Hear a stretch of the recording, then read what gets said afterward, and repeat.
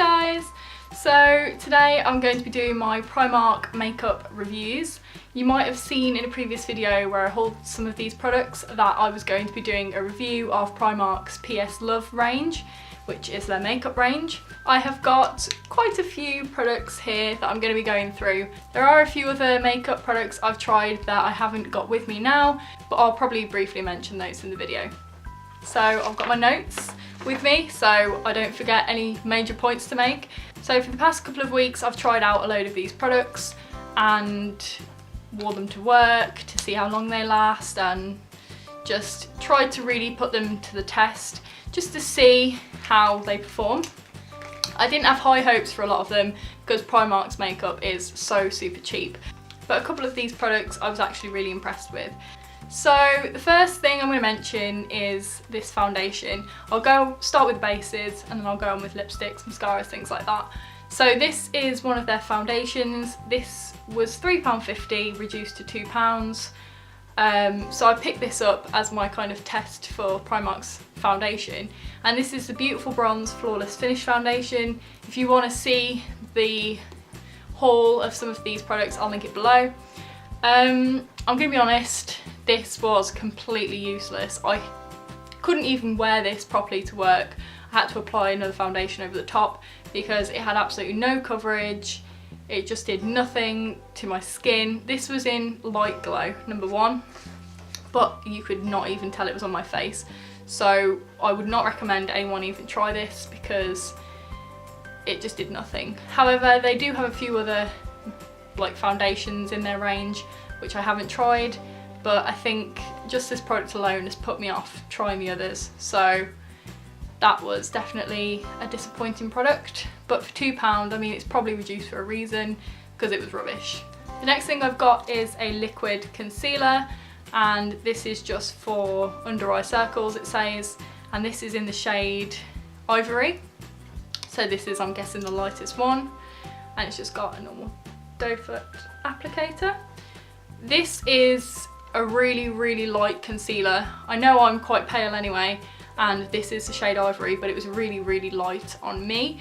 However, I was actually really impressed with how smoothly this applied. I tried it under my eyes, I tried it on redness, I tried it on spots, just to test it out really. I tried it under and over foundation, so I just found it applied really smoothly, and a lot of product came off the applicator, so that's something to bear in mind if you try this, is that a little goes a long way. The coverage isn't amazing, which I wasn't really expecting from Primark, but I don't know, I think this was £1.50 and it's not bad considering it is so cheap.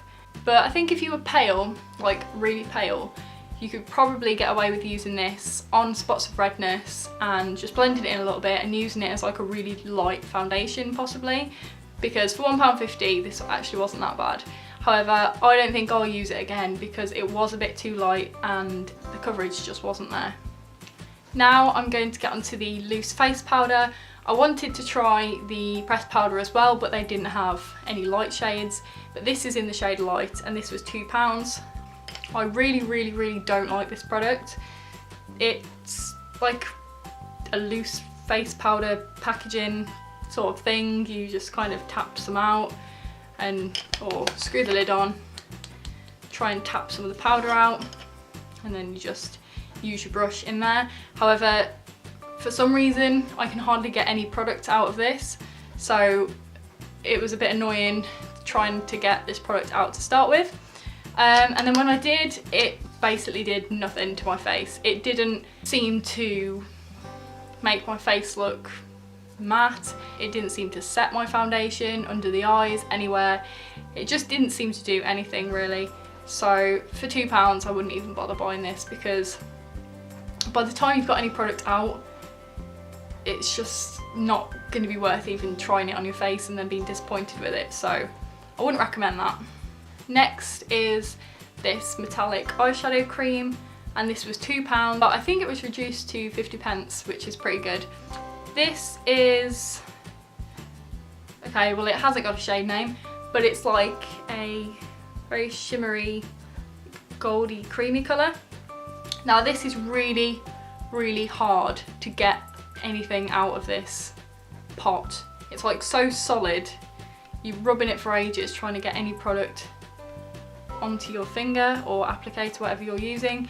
However, when you do get any product off, this particular shade is actually a really nice shade for like a highlight. I've got something in my eye. Under the eyebrows or even on the cheeks, which is actually what I've been using it for. The payoff, colour payoff, isn't very good, but it does leave a bit of shimmer there. It's a bit oily, but I actually don't mind it as like a highlight for my brow and things like that. So that's what I've been using it for. There are a few other shades which I haven't tried. I don't know if the colour payoff would be better with those, I'm not sure. But I think just the fact that it's so hard to actually get any product on your finger or applicator. I tried it with a brush as well and I couldn't seem to get much off. It is a little bit annoying to apply. However, if you haven't got a lot of money and you want a product that you could use for various different things like a highlight, then this actually isn't that bad, especially if you can get it for that reduced price. Next product is a liquid eyeliner. I think this was £1.50. I was actually really impressed with this product. It's just a liquid eyeliner with a little brush, and the brush is really thin, so it's really easy to use. It's just, I'd say, generic liquid eyeliner packaging, to be honest, but you can't really go wrong with this sort of application of eyeliner, I find. It was really opaque. The colour is really black. It's not like watery. The colour payoff's really good, and it actually stays on really well. It literally lasts all day, which I was really surprised about. For the price, I think this is definitely worth picking up if you need a liquid eyeliner. The next two products I've got are these mascaras. I picked up two mascaras because I wanted to try the Lift and Curl and then the Full Slash Effect. The Lift and Curl is the first mascara, which was £2, and I'll show you the applicator. It's quite an interesting applicator. It's got like one flat side and then one like curved side. However, I didn't find that this did anything to my lashes. It got in more of a mess than it was worth, really.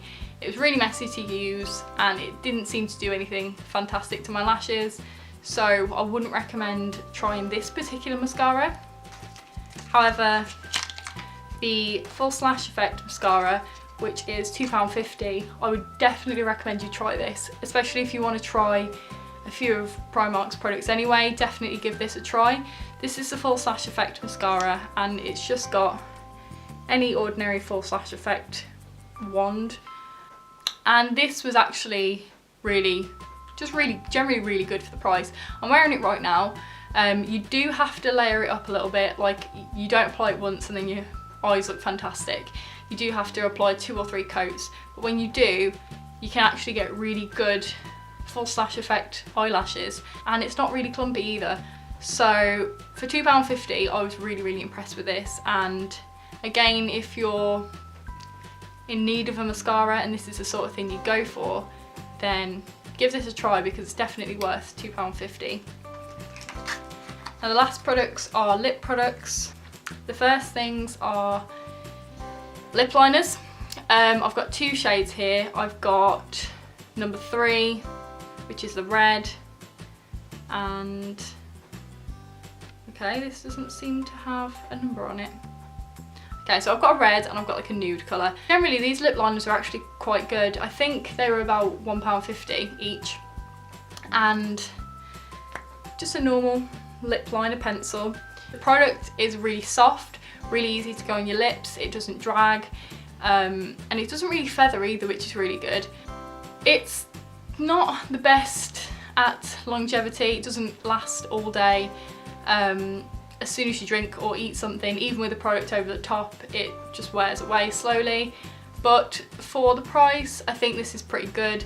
Another good thing about products like these that generally look good as soon as you apply them, but don't really last that well. I use them for videos and photos, because if you're planning to not really do anything during the day except for film a video, for example, like today, you want to apply makeup that you're going to take off probably 10 minutes later. So you don't really want to be using your really expensive, long-lasting lip liners and foundations. So generally I'd use a product like this to wear in a video or a photo, and then you can just remove it. So yeah, if you're looking for a cheap lip liner but don't expect it to last all day, then I'd give these a try.